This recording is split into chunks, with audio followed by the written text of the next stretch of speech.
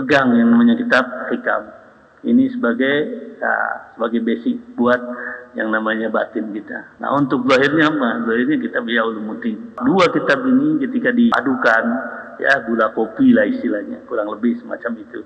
Kopinya kitab Ihya Ulumuddin gitu, pahit gitu ya. Pahit tapi memang nggak bisa jadi kopi kalau tanpa kopi ya. Bahkan hilang yang namanya gulanya itu ya. Filosof kopi kan begitu ya.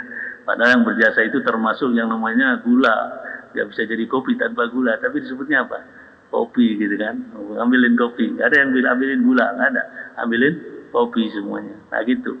Nah itu kopinya ada kitab Ihya Ulumuddin, tambah ini pemanis semuanya. Ya, kitab hikam itu pemanis. Nah, kita akan pelajari bagaimana ya kan kedudukan kitab hikam di kalangan para ulama tentunya. Dan yang pertama yakni Al-Imam Al-Allamah Ibn Athaillah As-Sakandari, ismuhu wa nasabuh, nama dan juga keturunan beliau. Nah, ini penting ya. Jadi kadang kita ini mempelajari kitab ya, tapi kita nggak kenal siapa yang pengarangnya, terus dari mana, siapa gurunya, dan siapa mereka murid-muridnya dan sebagainya. Nah, kali ini ya kita akan coba ya kan kenalkan dulu sebelum kita mempelajari apa yang ada pada hikam. Beliau adalah Syekh Al-Imam Tajuddin.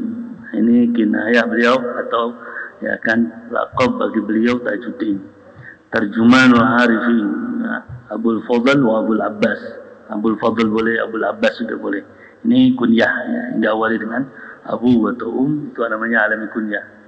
Yang bernama atau alami isim, nama lengkap atau nama asli Ahmad bin Muhammad bin Abdul Karim bin Abdul Rahman bin Abdullah bin Ahmad bin Isa bin Husain bin Athaillah. Wah, ini panjang sekali ya. Dari mulai Ahmad nama beliau sampai bin Athaillah itu sekitar 3, 4, 5, 6, 7, 8, 9. Ada 9 ya.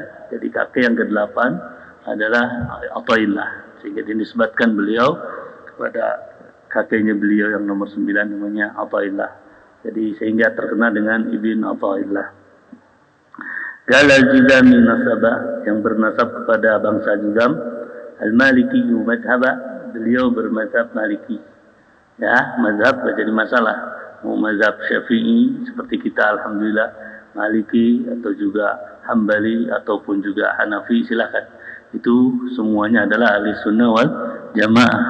Itu adalah masih daripada saudara-saudara kita.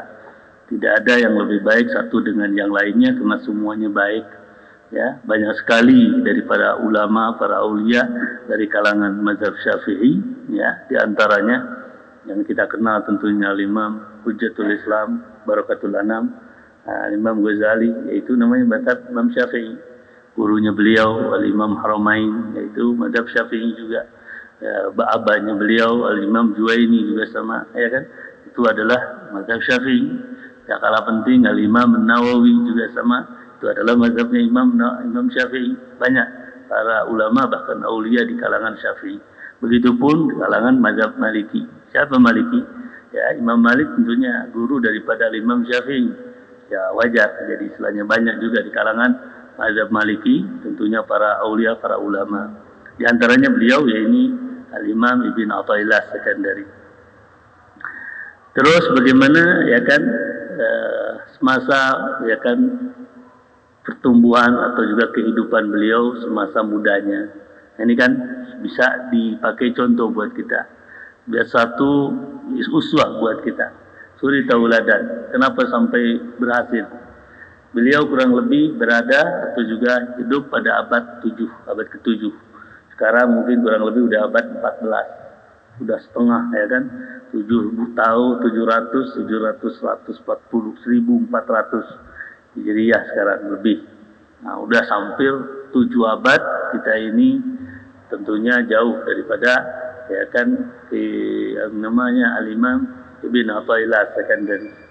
Tapi walaupun begitu ya kan namanya tetap harum, kitabnya terus ya kan dipakai ya kan dan juga dijadikan sebagai rujukan bagi kalangan para ulama, bahkan para aulia, semuanya itu pasti mereka mengenal ketika sudah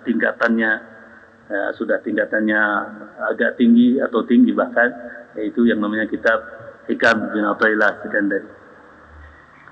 Beliau pertama kali nasya'a Ibnu Athaillah fi Madinatil Iskandariyah fi nisfi tsani min al-qarni as-sabi' al-hijri. Ya, beliau tumbuh hidup ya kan berada pada abad ke-7 ya kan. Terus yumkinuna an nastabin bi hayatil ilmiyah salasat atwar. Ambil kesimpulan daripada kehidupan beliau yang bisa kita ambil daripada 3 fase atau 3 ya kan bagian yang penting dipahami atau diketahui. Jal Taurul Awwal Nasyafi Ibnu Athaillah taliban lil ulum syar'iyyah. Ya, nomor pertama beliau hidup, tumbuh, dewasa ya kan yaitu mempelajari ilmu syariat. Nah, ini penting ya. Jadi orang kalau ya kan tahu di sono ada ulama atau apalagi para aulia dan sebagainya, itu pasti ya kan secara umum mereka-mereka itu berhasil tentunya ketika sudah mempelajari ilmu-ilmu syariat.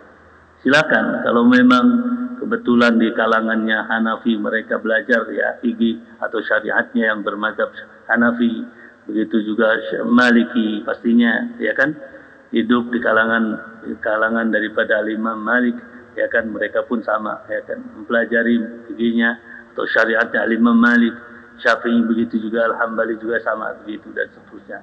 Karena ini yang namanya ilmu syariat adalah suatu pintu ya kan untuk masuk kepada ya kan tahapan berikutnya yang disebut dengan thariqah. Ya, nggak ada thariqah kalau nggak ada syariat.